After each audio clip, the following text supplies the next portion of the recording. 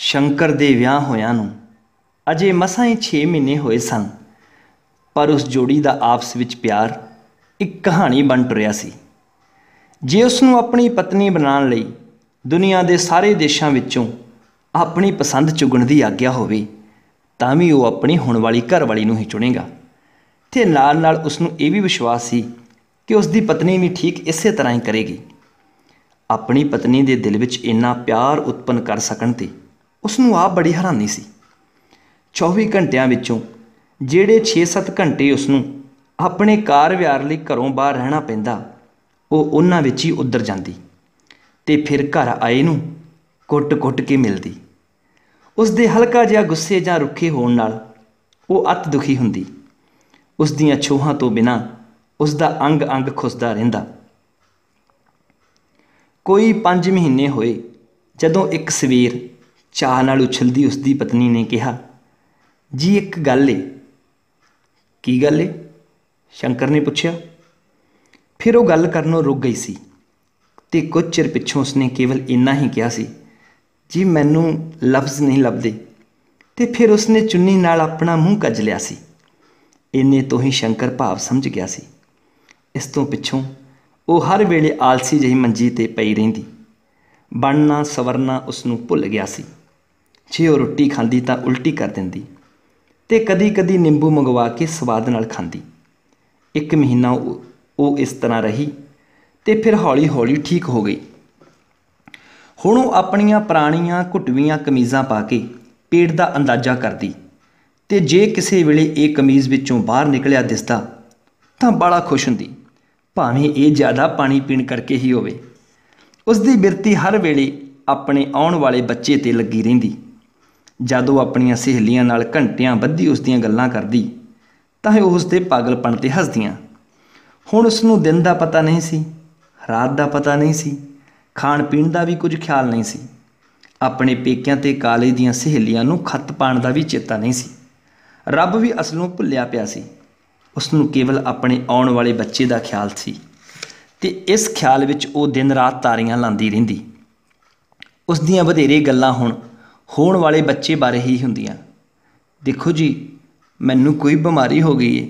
ਉਹ ਆਪਣੇ ਪੇਟ ਵੱਲ ਇਸ਼ਾਰਾ ਕਰਕੇ ਹੱਸਦੀ ਹੋਈ ਆਖਦੀ, ਇਹ ਕਿੰਨਾ ਵੱਧ ਗਿਆ ਏ। ਤੁਸੀਂ ਕੋਈ ਮੇਰਾ ਇਲਾਜ ਕਿਉਂ ਨਹੀਂ ਕਰਾਉਂਦੇ? ਇੱਧਰ ਵੇਖੋ ਖਾਂ, ਭਲਾ ਇਸ ਤਰ੍ਹਾਂ ਆਈ ਸੀ ਮੈਂ ਤੁਹਾਡੇ ਘਰ? ਅਤੇ ਸ਼ੰਕਰ ਹੱਸ ਪੈਂਦਾ। ਫਿਰ ਇੱਕ ਦਿਨ ਅੱਖਾਂ 'ਤੇ ਹੱਥ ਲਾ ਕੇ ਉਸਨੇ ਕਿਹਾ, ਜੀ ਜ਼ਰਾ ਧਿਆਨ ਨਾਲ ਵੇਖੋ ਖਾਂ, ਮੇਰੀਆਂ ਅੱਖਾਂ ਦਾ ਹੇਠਲਾ ਥਾਂ ਕਾਲਾ ਹੋ ਗਿਆ ਨਾ। ਕੱਲ੍ਹ ਮੱਦੀ ਦੀ ਭੂਆ ਮਿਲੀ ਸੀ। ਉਹ ਬੜੀ ਸਿਆਣੀ ਏ। ਕਹਿੰਦੀ ਸੀ ਤੇਰੀਆਂ ਅੱਖਾਂ ਹੇਠ ਕਾਲੇ ਘੇਰੇ ਪੈ ਗਏ ਨੇ, ਤੈਨੂੰ ਜ਼ਰੂਰ ਕੁਛ ਹੋਣ ਵਾਲਾ ਏ। ਸੱਚੀ ਉਸਨੇ ਮੇਰੀਆਂ ਅੱਖਾਂ ਤੋਂ ਹੀ ਬੁੱਝ ਲਿਆ ਏ। ਉਸ ਤਰ੍ਹਾਂ ਮੈਂ ਸਾੜੀ ਪਾਈ ਹੋਈ ਸੀ, ਕੁਝ ਪਤਾ ਨਹੀਂ ਸੀ ਲੱਗਦਾ। ਇੱਕ ਦਿਨ ਸਾਬਣ ਵੇਚਣ ਵਾਲਾ ਉਹਨਾਂ ਦੇ ਘਰ ਕੋਲੋਂ ਸਾਬਣ ਵੇਚਦਾ ਲੰਘਿਆ। ਸਾਬਣ ਲੈ ਲਓ, ਦੇਸੀ ਸਾਬਣ ਲੈ ਲਓ, ਉਸਨੇ ਹੋਕਾ ਦਿੱਤਾ। ਸਿਰ ਮਾਰੀਏ ਦੇਸੀ ਸਾਬਣ ਨੂੰ ਹੁਣੇ? ਉਸਨੇ ਹੱਸਦੀ ਹੋਈ ਨੇ ਕਿਹਾ, ਜਦੋਂ ਸਾਡੇ ਘਰ ਪੋਤੜੇ ਧੋਣ ਲਈ ਹੋਣਗੇ ਉਦੋਂ ਲਿਆਵੀਂ, ਫਿਰ ਲਵਾਂਗੇ ਤੈਥੋਂ ਦੇਸੀ ਸਾਬਣ। ਬੱਚੇ ਨੂੰ ਮਹਿਸੂਸ ਕਰਦਿਆਂ ਉਸ ਦਾ ਸਿਰ ਅਸਮਾਨ ਤੱਕ ਜਾ ਪਹੁੰਚਦਾ। ਉਹ ਦੁਨੀਆ ਵਿੱਚ ਹੁਣ ਕਿਸੇ ਨੂੰ ਗਿਣਦੀ ਮਿਣਦੀ ਹੀ ਨਹੀਂ ਸੀ। ਇੱਕ ਦਿਨ ਉਸਨੇ ਸ਼ੰਕਰ ਨੂੰ ਆਪਣੇ ਪੇਕਿਆਂ ਦੇ ਕਿਸੇ ਮੁੰਡੇ ਦੀ ਗੱਲ ਸੁਣਾਈ। ਇਹ ਮੁੰਡਾ ਉਸ ਦੇ ਕੁਆਰੇ ਹੁੰਦਿਆਂ ਸਾਈਕਲ 'ਤੇ ਉਸ ਦਾ ਪਿੱਛਾ ਕਰਦਾ ਹੁੰਦਾ ਸੀ। ਇੱਕ ਵਾਰ ਉਹ ਮੈਨੂੰ ਸੜਕ 'ਤੇ ਮਿਲਿਆ। ਉਸ ਬੜੇ ਫਖਰ ਨਾਲ ਕਿਹਾ, ਬੀਜੀ ਵੀ ਮੇਰੇ ਨਾਲ ਸਨ। ਮੈਂ ਐਵੇਂ ਹੀ ਉਸ ਨੂੰ ਵਿਖਾਉਣ ਦੀ ਮਾਰੀ ਢਿੱਡ ਅਗਾਂਹ ਕਰਕੇ ਔਖੀ ਹੋ ਕੇ ਟੁਰਨ ਲੱਗ ਪਈ। ਉਸ ਤਰ੍ਹਾਂ ਬੋਲ ਰਹੀ ਸੀ ਜਿਵੇਂ ਉਸਨੇ ਆਪਣੇ ਮੋਢਿਆਂ ਤੋਂ ਫੌਜੀ ਅਫਸਰ ਹੋਣ ਦੀਆਂ ਨਿਸ਼ਾਨੀਆਂ ਕਿਸੇ ਸ਼ਰੀਕ ਨੂੰ ਵਿਖਾਈਆਂ ਹੋਣ। ਇੱਕ ਦਿਨ ਸ਼ੰਕਰ ਨੇ ਪਿਆਰ ਨਾਲ ਉਸ ਦਾ ਗਲ ਘੁੱਟਿਆ। ਤੈਨੂੰ ਮਾਰ ਦਿਆਂ? ਉਸ ਗਲ ਘੁੱਟਦੇ ਹੋਏ ਪੁੱਛਿਆ। ਮੈਂ ਨਹੀਂ ਮਰ ਸਕਦੀ, ਉਸ ਇੱਕ ਜੇਤੂ ਸੁਰ ਵਿੱਚ ਜਵਾਬ ਦਿੱਤਾ। ਹੁਣ ਮੈਂ ਆਪਣੇ ਪਿੱਛੇ ਆਪਣੀ ਨਿਸ਼ਾਨੀ ਛੱਡ ਕੇ ਮਰਾਂਗੀ। ਕਈ ਵਾਰ ਜਦੋਂ ਇਕੱਲੀ ਆਪਣੇ ਬੱਚੇ ਦੇ ਸੁਪਨੇ ਲੈਂਦੀ ਥੱਕ ਜਾਂਦੀ ਤਾਂ ਸ਼ੰਕਰ ਨੂੰ ਵੀ ਆਪਣੇ ਨਾਲ ਲਾ ਲੈਂਦੀ। ਜੀ ਤੁਸੀਂ ਮੇਰੇ ਬੱਚੇ ਨੂੰ ਪਿਆਰ ਕਰਿਆ ਕਰੋਗੇ? ਆਹੋ ਕਰਾਂਗਾ। ਬੜਾ? ਹਾਂ ਬੜਾ। ਜੀ ਤੁਸੀਂ ਨਹੀਂ ਕਰਨਾ, ਉਸ ਸ਼ਿਕਾਇਤ ਵਜੋਂ ਕਿਹਾ। ਪਰ ਇੱਕ ਹੋਰ ਖਿਆਲ ਅੜਨ 'ਤੇ ਉਸ ਗੱਲ ਦਾ ਰੰਗ ਪਰਤਾ ਕੇ ਕਿਹਾ, ਪਰ ਥੋੜ੍ਹਾ ਬਹੁਤਾ ਤਾਂ ਤੁਹਾਨੂੰ ਕਰਨਾ ਹੀ ਪਊ। ਫਿਰ ਅਸੀਂ ਦੋ ਹੋਵਾਂਗੇ। ਤੁਸੀਂ ਸਾਨੂੰ ਆਪਣੇ ਮਨੋਂ ਨਹੀਂ ਕੱਢ ਸਕੋਗੇ। ਜੇ ਇੱਕ ਨੂੰ ਕੱਢੋਗੇ ਤਾਂ ਦੂਸਰਾ ਅੱਖਾਂ ਸਾਹਮਣੇ ਆ ਜਾਊ। ਇੱਕ ਦਿਨ ਸ਼ੰਕਰ ਸਵੇਰੇ ਉੱਠ ਕੇ ਮੰਜੀ 'ਤੇ ਬੈਠਾ ਸੀ। ਉਸ ਦੀ ਪਤਨੀ ਹਾਲੇ ਲੇਟੀ ਹੋਈ ਸੀ। ਲੇਟੀ ਲੇਟੀ ਉਹ ਹੱਥ ਨਾਲ ਆਪਣੇ ਪੇਟ ਨੂੰ ਟੋਹ ਰਹੀ ਸੀ।